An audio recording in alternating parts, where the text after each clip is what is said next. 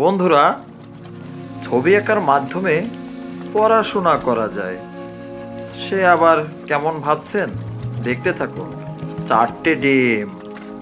এই 4টি ডিম থেকে আমরা 4টি বড় বড় ডিম আবার যুক্ত করলাম। ধরুন হাঁসের ডিম আর রাজহাঁসের ডিম। এই রাজহাঁসের ডিম বন্ধুরা 4টি ডিম দিলাম আর 4টি দিলাম, 8টি হলো।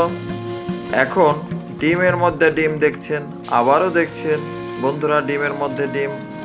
মূলত কি হচ্ছে একটু ভাবুন তো। ভাবনাটা আপনাদের কাছে। আমাদের ছোট্ট ছোট্ট শিশুরা আছে যারা এখনো স্কুলে যায়নি, তাদের জন্য এই ভিডিওটি। আপনি ভাবুন এবং কমেন্ট করুন এখানে কি আছে। সকলকে ধন্যবাদ।